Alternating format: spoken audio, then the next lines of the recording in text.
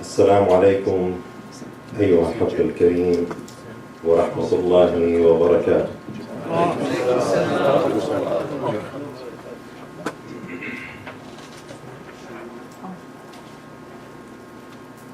بسم الله الرحمن الرحيم، والحمد لله رب العالمين، والصلاة والسلام على سيدنا محمد وعلى آله الطيبين الطاهرين. اللهم صل على محمد وآل محمد الذين أذهب عنهم الرجس وطهرهم تطهيرا. اللهم صل على محمد وآل محمد. نتقدم من صاحب العصر والزمان عجل الله تعالى فرجه بميلاد إمامنا الثامن الإمام الرضا عليه السلام، الذي تصادف ولادته في 11 من شهر ذي القعدة. والإمام علي بن موسى الرضا في ذكراه كما في ذكرى ولادة بقية مناسبة ولادات الأئمة أو وفياتهم اعتدت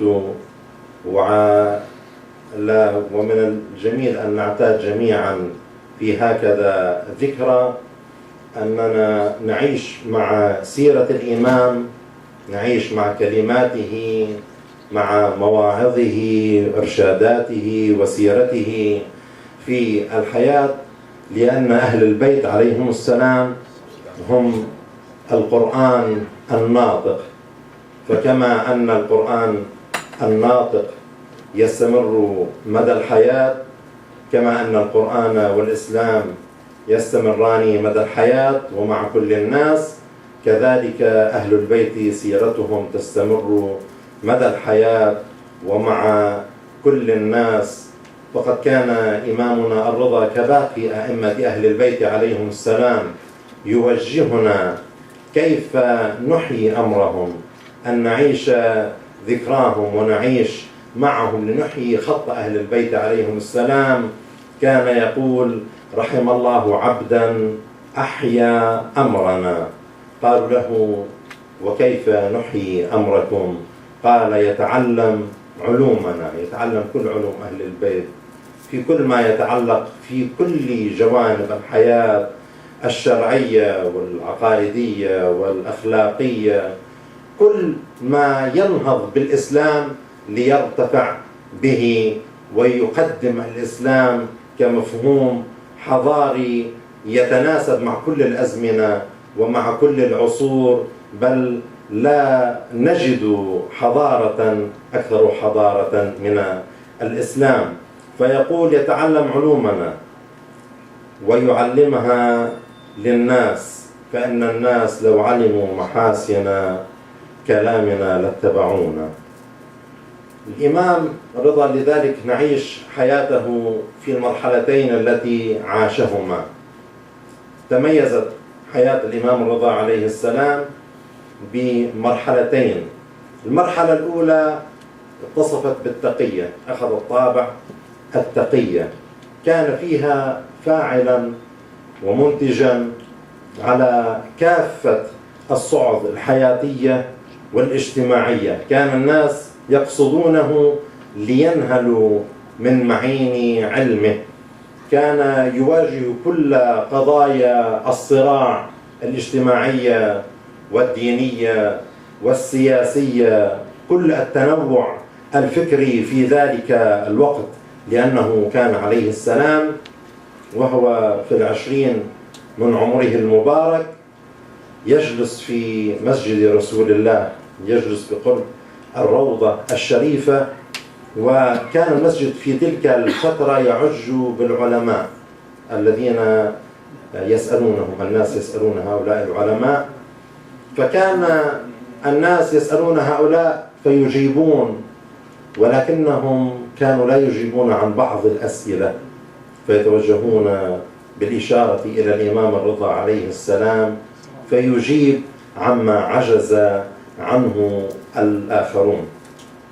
كان يجلس عليه السلام إلى النصارى وإلى اليهود وإلى الصابئة وإلى الملاحدة، كان يجلس مع كل الناس وكان يحاورهم بتعاليم الإسلام، كان يقدم لهم الإسلام ويناقشهم في دينهم وفي مسائلهم وأشكالاتهم العقائدية والفكرية في كل جوانب الحياة، ويجيب على كل ذلك. ويشهد من كان يحضر تلك الحوارات أنه عليه السلام كان بعد أن يتكلم لا يجد الحاضرون كلمة ليجيبوا عليها، لأن كلامه كان فوق كلامهم. هكذا شهد الحاضرون، لأن الآخرين لم يجدوا حجة يواجه بها الإمام بعد كلامه. وهذا درس لنا نتعلمه لننفتح على باقي الأديان وعلى باقي الأفكار، سواء التزموا بدين أو لم يلتزموا بدين. علينا أن ننطلق في حواراتنا مع الجميع، علينا أن لا نسجن أنفسنا داخل غرفة أو داخل المسجد أو المركز، سواء كنا في كندا ولا في خارج كندا، في أي مكان في العالم، بل هنا المسؤولية أكبر أن ننفتح عليهم، أن نتعرف عليهم ونجعلهم يتعرفوا على الدين من خلال أخلاق الإسلام ومن أخلاق وتعاليم أهل البيت عليهم السلام.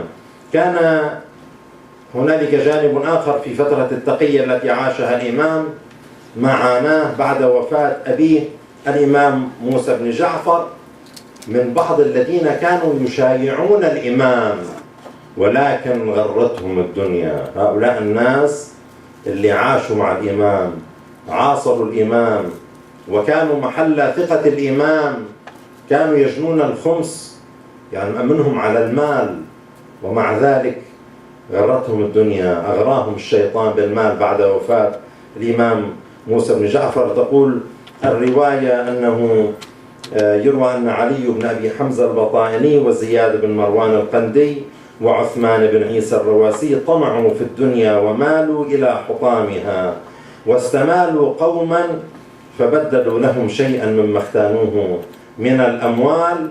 قال كان عند زياد بن مروان المال الكثير، عندي 70,000 دينار وعند ذاك 30,000 دينار.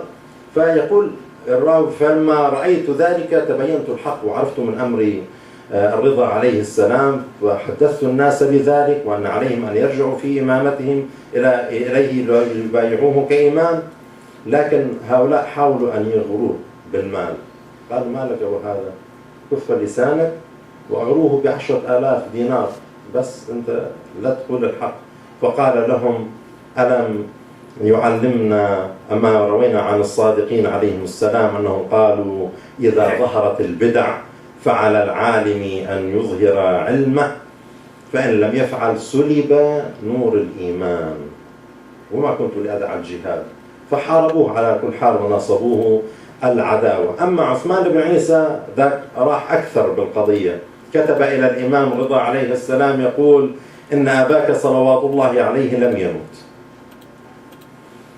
وهو حي قائم، ومن ذكر أنه مات فهو مبطل، واعمل على أنه قد مضى كما تقول، فلم يأمرني بدفع شيء إليك، وأما الجواري فقد أعتقتهن وتزوجت بهن.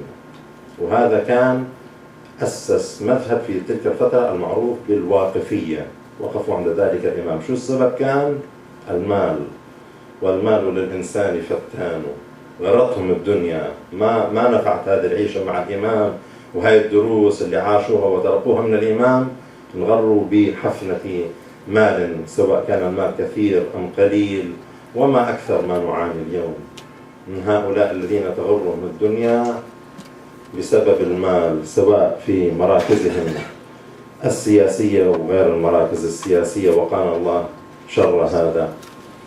المرحلة الثانية من حياة الإمام تميزت بأهم المحطات في حياته واللي اشتهر بها الإمام الرضا عليه السلام، هي مسألة ولاية العهد. اللي أراد المأمون الخليفة العباسي أراد للإمام أن يقبل بها طبعا عليكم السلام. والأمين والمأمون كما تعرفون هما أولاد هارون الرشيد. كان الأمين ابن السيدة زبيدة محظية هارون الرشيد عليكم السلام، وكان المأمون ابن جارية. طبعا التاريخ يذكر عدة روايات في هذا الجانب عن تفوق ذكاء المأمون اللي هو ابن الجارية على الأمين ابن محظية هارون الرشيد.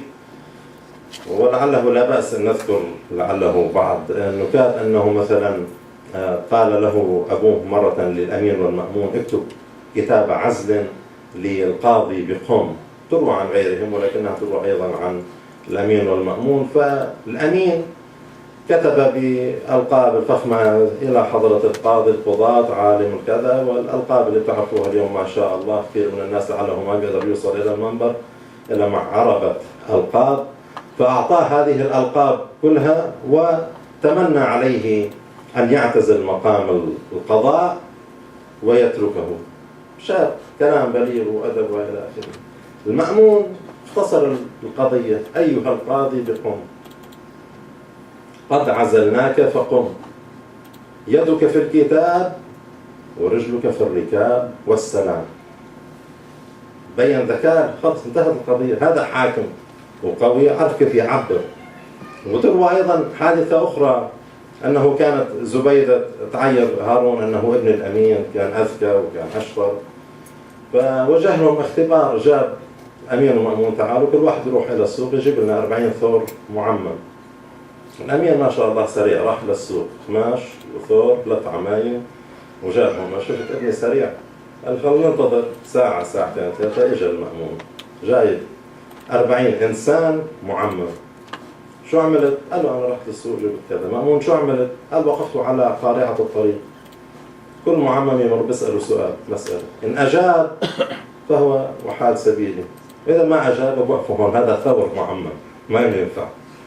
فعلى كل حال هذا السلوك كان يدل عما يدل على ذكاء المأمون على الأمين. ومع ذلك وكان الأمين أصغر من المأمون، لكن هارون الرشيد عينه وأصبح الخليفة بعده. وبذكائه المأمون استطاع بعد ذلك أن يتغلب على الأمين ويأخذ الخلافة. طبعا بعد أن صار في هذا المقام أراد للإمام الرضا أن يقبل بولاية العهد. والإمام الرضا كان يعلم أنه المأمون مش منطلق من قضية محبة، بالعكس هو يعلم كم يكن المأمون الحقد لأهل البيت عليهم السلام وكم يريد لهم الإساءة، ولكن ما كان هنالك من خيار. قبل الإمام لأنه يعرف أنه لا يستطيع أن يرفض ذلك، ولعله وجد أنه من خلال القبول بولاية العهد قد تكون للإمام فرصة سانحة أن ينشر علوم الإسلام من خلال مذهب أهل البيت عليهم السلام في هذا المقام. فتدلنا سيرة الإمام الرضا عليه السلام أنه كان كبقية أهل البيت القمة في الأخلاق مع الناس والتهذيب والتواضع لمن هو أدنى منه. يقول عنه فيما روي عن إبراهيم ابن العباس، يقول ما رأيت أبا الحسن الرضا عليه السلام جفى أحدا بكلام قط. عاش مع كل الناس، مع الصغير والكبير، مع المؤمن ومع الكافر، مع الدني ومع الكل.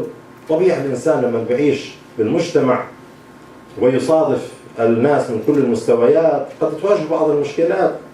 قد يجيك واحد إن يكن لك الحقد والعداء فيتوجه إليك بكلام نابي يتعسف في كلامه معك. فنحن بطبيعة الحال طبيعة الإنسان قد نجيبه بكلام قاس آخر، قد نعطيه أي كلمة قاسية، قد يصدر عنا بعض الكلام الذي لا يليق بمقام الواحد منا، لأنه قد أصبح في هذا الموقف السلبي ما قدر الواحد يضبط أعصابه، قد تطلع منه يصدر عنه بعض الكلمات النابية. لكن وأهل البيت طبعا أنتم تعرفون كم كانوا محاربين في تلك الفترة من داخل السلطة ومن خارج السلطة. شوف يعني قديش كان الإمام ممكن أن يتعرض لكلمة أو موقف قاسي من هنا أو من هناك، لكن الإمام كان لا يملك إلا أن يقول الكلمة الحسنة مع القريب مع الصديق، كما يقول نفس الكلمة مع العدو أو الذي يؤذيه. لماذا؟ لأنه كان يملك تهذيب الكلمة، كان يقرأ القرآن قراءة عملية يطبقها في حياته في سلوكه مع الناس. وقل لعبادي يقولوا التي هي أحسن، كان يقول أحسن الكلم، لأن الكلمة تحكي قضيتك أنت، الكلمة تحكي قصتك أنت مع الناس. إذا كنت أنت الطيب فلا يجب أن يصدر عنك إلا الكلام الطيب والكلمة الطيبة. وهذا درس تعلمناه أيضا من رسول الله، وأهل البيت التلاميذ هم الامتداد لرسول الله، منهم نتعلم ومن رسول الله الذي قال عنه الله سبحانه وتعالى فبما رحمة من الله لنت لهم ولو كنت فظا غليظ القلب لانفضوا من حولك. إذا تعلمنا كيف نطلق الكلمة الطيبة في المواقف الصعبة، إذا تعلمنا كيف أن نتكلم بهدوء، أن نحاور بهدوء، أن ندعو إلى سبيل ربنا بالحكمة والموعظة الحسنة، أن ندفع السيئة بالتي هي أحسن، فإذا الذي بينك وبينه عداوة كأنه ولي حميم. يعلمنا أهل البيت على الأسلوب الذي نعمل من خلاله أن نحول العدو إلى صديق.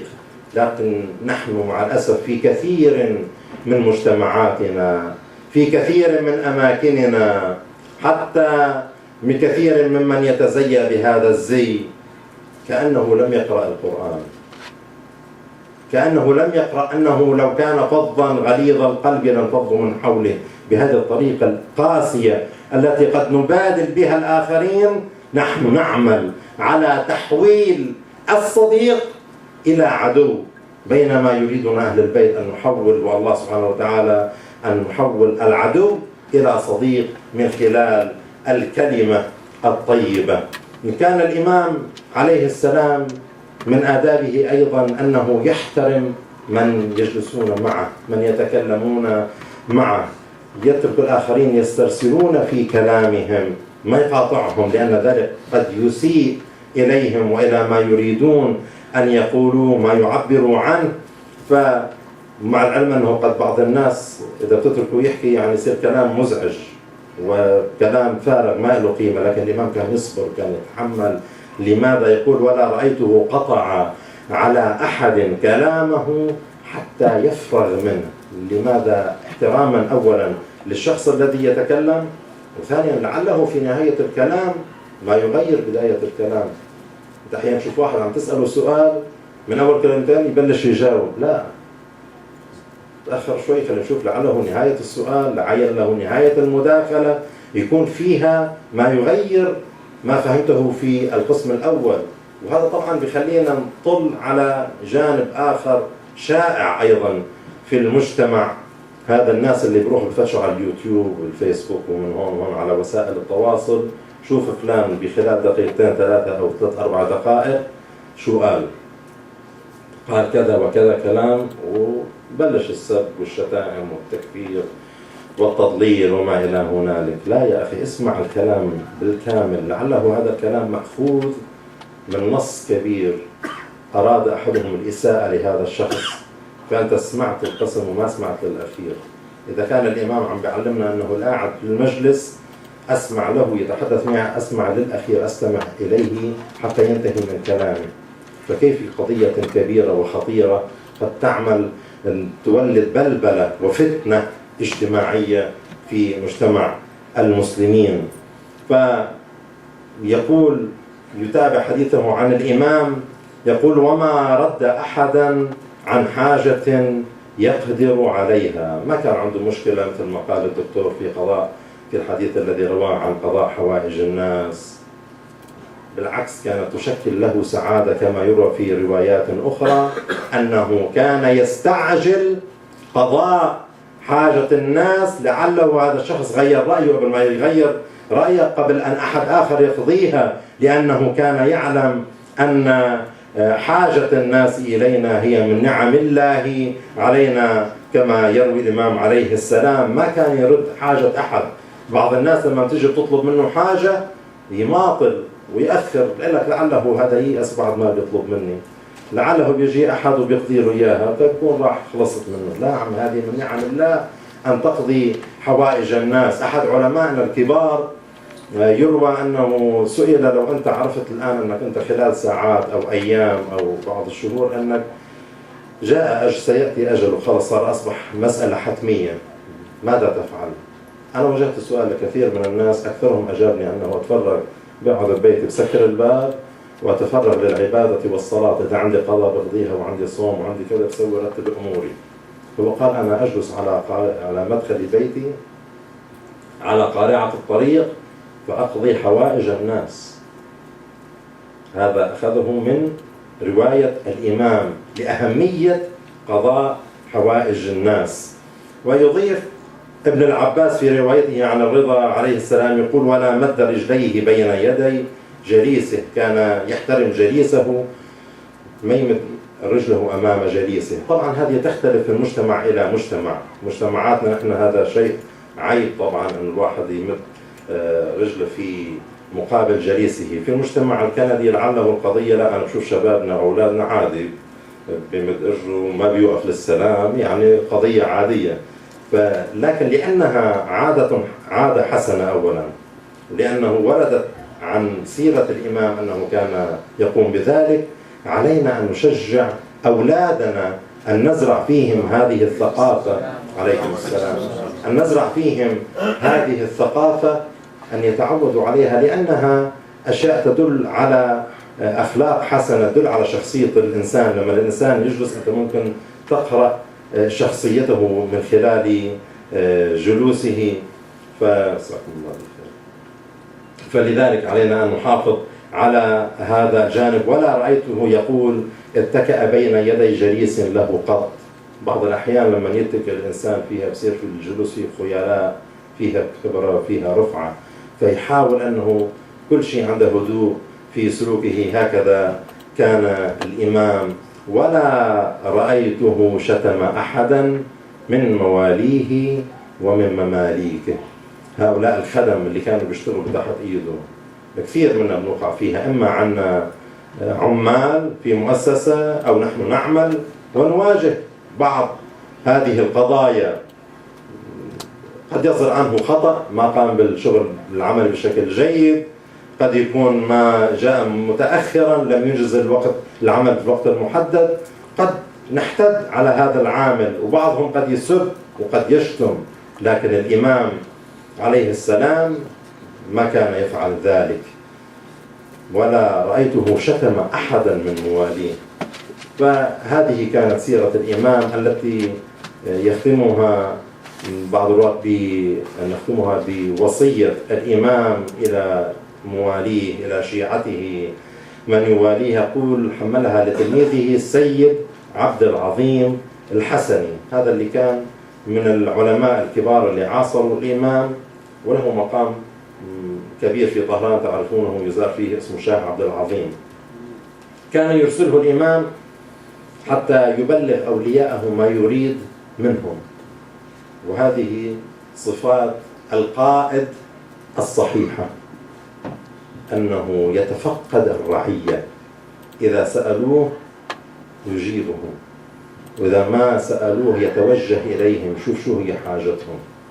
ما بيجي القائد فقط قبل الانتخابات بشوي يتفقد الأصوات ليتأكد أنه الكل راح يصوتوا يعطون الأصوات، وبعد الانتخابات يرفع يده ويمشي، أو في مكان آخر غير الانتخابات. على كل حال المسؤوليات كبيرة في الحياة، نكتفي بهذا المقدار. فهو كان يتفقدهم. يقول قال عليه السلام يا عبد العظيم أبلغ عني أوليائي، أبلغ شيعتي السلام، وقل لهم ألا يجعلوا للشيطان على أنفسهم سبيلا. خلي يعرفوا خطوات الشيطان، يعرفوا منين يفوت الشيطان، من أي شباك، من أي باب، كيف يزين للإنسان أعماله. كل واحد بيجي بطريقة، واحد بحاجة إلى حبل قصير، واحد بحاجة إلى حبل طويل، كل إنسان له أسلوب. الشيطان شاطر يعرف كل واحد من أي طريق يأتي إليه، فيقول أنه سكر، اقطع الطريق، سكر كل النوافذ على الشيطان وأمرهم بالصدق. نحن نقرأ هذه الوصية لأن هذه الوصية ما كانت للشيعة في ذلك الوقت فقط. الإمام لما عم يعطي الوصية، لما عم بيعلمنا كيف يعيش لكل زمان ومكان، ونحن ننتمي للإمام. فإذا كنا ننتمي للإمام فهذا كلام إلينا جميعا هنا وفي كل مكان في العالم. وأمرهم بالصدق في الحديث. كيف بدي يكون أنا موالي ومؤمن وأكذب؟ ومع الأسف أن يكون من يظهر في زي التقوى، مظهره التقوى ويكذب، والكذاب مشكلته كبيرة في المجتمع لأنه يبدل الحقائق، يغير الحقائق، وقد يؤثر حتى على الأحكام القضائية أو غير القضائية أو الأحكام الاجتماعية تجاه الآخرين، لأنه كذب، لم يقل الحقيقة، ويأثر على الموازين. ويقول وأداء الأمانة، لأن الله يأمرنا بأداء الأمانة. أدوا الأمانة في الحديث للبر والفاجر، أد الأمانة للمسلم وللكافر.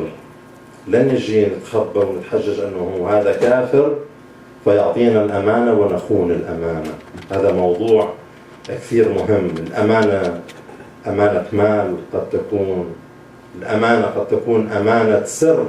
أنا أعطيك سر فتفشي هذا السر، فأنت خائن لهذه الأمانة وإن كنت في ظاهرك الإيمان والتقوى.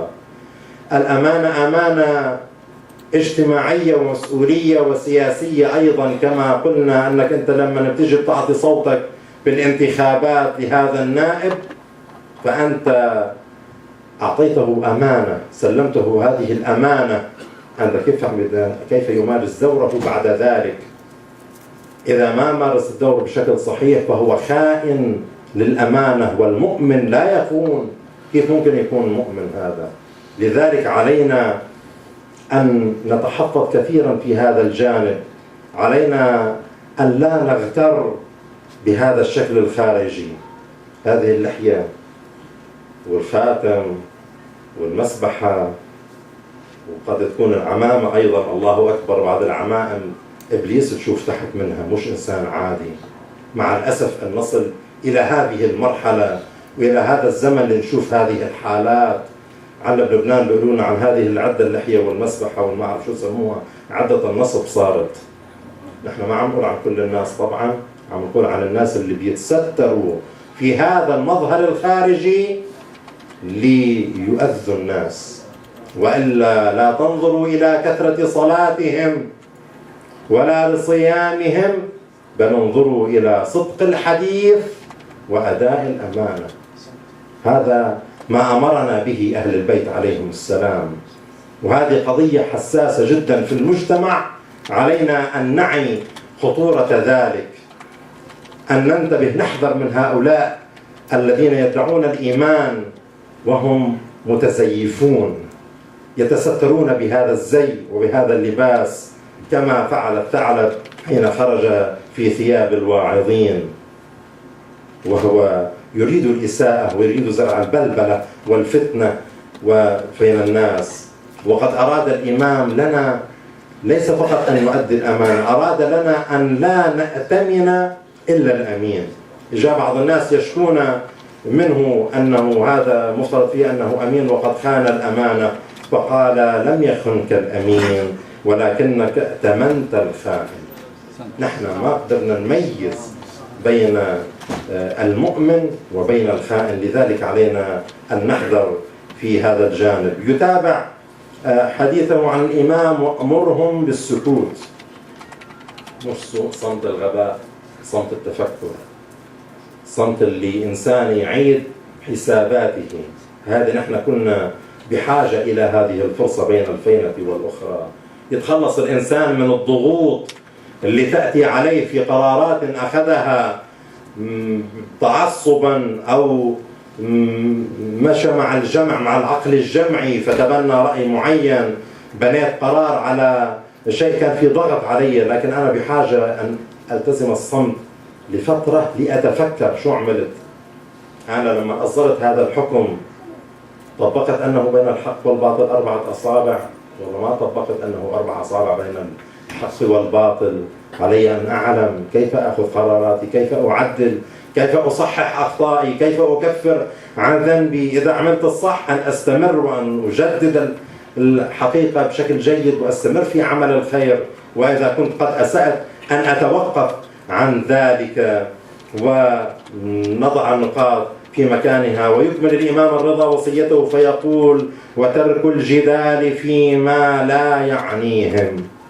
وهذه قضية أيضا حيوية نعيشها، تشوف جدال وتشوف اختلاف في قضايا قد يكون ما لها أهمية. علم لا ينفع من علمه ولا يضر من جهله. وتشوف الناس تتقاتل وقد تصل الحد إذا اختلفت معك أنا بالفكر في قضية مش أساسية قد أصل إلى التكفير والتضليل والنعت وما إلى ذلك، وهي قضية ليست جوهرية مثل الجدل البيزنطي أو الجدال اللي كان يدور في تلك الأيام. الدجاجة هي أصل البيضة ولا البيضة هي أصل الدجاجة، وصراع. أنا شو بهمني إذا كانت الدجاجة هي أصل البيضة ولا البيضة هي أصل الدجاجة. هذا كلام لا يفيد. والله هل الملائكة من جنس الذكور ولا من جنس الإناث؟ حتى في قضايانا المهمة العقائدية اليوم تشوف أنت، نحن كلنا نعيش حالة الانتظار للإمام الحجة عجل الله تعالى فرجه الشريف. نعم صحيح علينا أن ننتظر، ولكن كيف ننتظر؟ بدنا نلم بمفهوم علامات الانتظار، ما عم ننكر نهائيا، ولكن مش بدنا نستغرق في قضية العلامات. وهذا حادثة صارت هي علامة وهذه هي علامة، وبلش الصراع وينعت انت شو بفهمك وهذا ما بيفهم، وهذا متخصص فيها علامات الظهور وهذا غير متخصص. لا، عم القضية مش هيك، في شيء أهم. الإمام الحجة إجا حتى يقيم العدل ويدفع الظلم. أنت أعمل على أن تحارب الظلم، أعمل على إقامة العدل بدءا من البيت وانطلاقا إلى أوسع نقطة في المجتمع، فأنت تكون قد عملت على تحضير نفسك، إعداد نفسك كقائد من قادة جيوش الإمام الحجة عجل الله تعالى فرجه الشريف، وبذلك تكون عالجت القضية بشكل جيد. أما الاستغراق في تلك الجوانب شو راح يفيدني أنا؟ لذلك الجدال في قضايا ما بتفيد المجتمع عقائديا أو فكريا أو حياتيا أو سياسيا أو أخرويا، ما له علاقة بالآخرة. أنا شو بتفيدني هاي؟ ما بتفيد بالشيء. يقول بعد ذلك الإمام في وصيته: وإقبال بعضهم على بعض. أنه الإنسان يجي للآخر يوجه له النصيحة، إلى المؤمن يعطيه العاطفة، يدعمه حتى يصير في وحدة، يصير في لحمة، نقوي نقاط الضعف اللي هي موجودة عنا. فنحن لما يقول وترك الجدال فيما لا يعنيهم، وعفوا إقبال بعضهم على بعض، وصلنا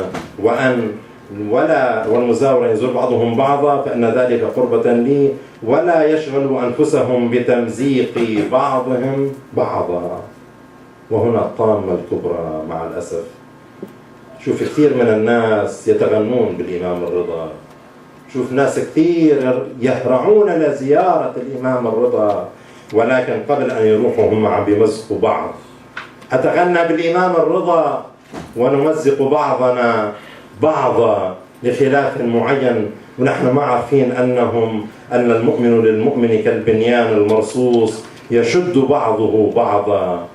كأنهم ما يعرفون أنه مثل المؤمنين في توادهم وتراحمهم كمثل الجسد الواحد، إذا اشتكى منه عضو تداعى له سائر الأعضاء بالحمى والسهر. يقول الإمام: ولا يشغلوا أنفسهم بتمزيق بعضهم بعضا، فإني آليت على نفسي أنه من فعل ذلك من شيعته، من مواليه، ممن ينتسبون إليه، أن عمل على تمزيق الصف الواحد الإسلامي أو المذهبي أو الوطني أو الإنساني. كل الساحة عمل على تمسيق صف المؤمنين تحت أي اعتبار كان، وأسخط وليا من أوليائي بالإساءة إلى هذا الولي، أن يوجه له تهمة هذا الذي يوالي أهل البيت، أن أوجه له الإساءة، أوجه له التهم، أوجه له أستغيبه، أوجه له الافتراء، أقذفه بما ليس فيه، أعمل على إسقاطه من موقعه، لأنه كثير منا ما بيتحملوا أن واحد يصير عنده مال أو يصير عنده مركز وجاهدي كبير أو يصبح في مقام ديني كبير وما إلى ذلك. في كل تتعدد المجالس في الحياة ما بنتحمل، بنصير بدنا نشد بكل ما أوتينا من قوة ونعمل على إسقاطه. يقول الإمام: دعوت الله ليعذبه في الدنيا أشد العذاب وكان في الآخرة من الخاسرين. هذه مسألة كثير بحاجة إلى وقوف عندها وإلى التأمل في ذلك. الأمر مش عادي. لو ما واحد عادي اللي عم بيقول لك أني أدعو عليك وأنك أنك يغضب عليك وينزل عليك غضب الله، لكن الإمام الرضا عليه السلام يقول: أنا أخذت عهد أمام الله أنه إذا فعلوا ذلك وتمردوا على هذا الواقع وزرعوا الفتن وشقوا الصفوف، هذا مشكلة علينا جميعا أن نتساءل حينما ننسب أنفسنا لولاية الإمام، نحن موالون له. لما نحمل حالنا ونحزم العقائد ونذهب في طريق الزيارة إلى الإمام، هل نحن ممن يرضيه الإمام من أوليائه أم من يدعو عليه الإمام؟ ثم يوصيه وعرفهم أن الله قد غفر لمحسنهم. لما يصير المحسن انطلق من قاعدة الإسلام في خط أهل البيت عليهم السلام، خط الولاية الأصيل، وتجاوز عن مسيئهم إلا من أشرك بالله أو آذى وليا من أوليائي أو أضمر له سوءا، فإن الله لا يغفر له حتى يرجع عنه، حتى يتوب، يعود القلب صافي ويتوب عليه.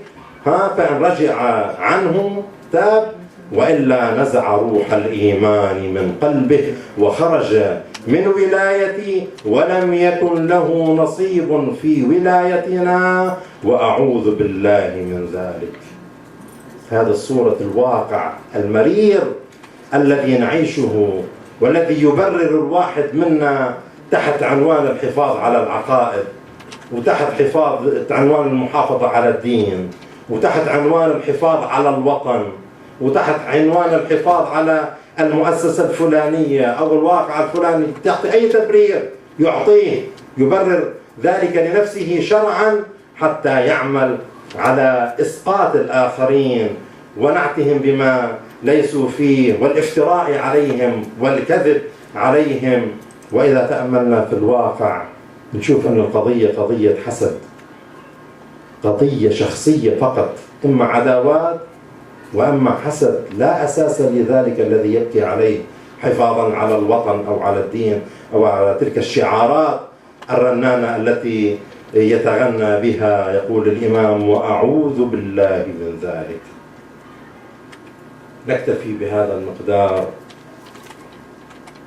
ولذلك ونؤكد على أن في ذكرى ولادة الإمام، أي إمام، في ذكرى ولادة هذا الإمام وفي كل إمام، علينا أن ندرس حياتهم، أن ندرس علومهم كما أمرونا، أن نتثقف في ثقافتهم، وأن نطبق أو نعمل على أن نطبق ذلك في واقعنا الذي نعيش، حتى نتبدل. لو كان فعلا عم نبدل وعم نحاول في كل مرة أن نطبق وننشر هذا الفكر بين الناس، مجتمعاتنا تتحسن وتنطلق نحو الأحسن.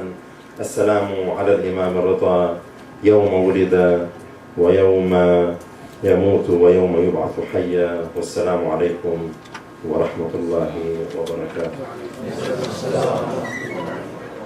اللهم صل على محمد. محمد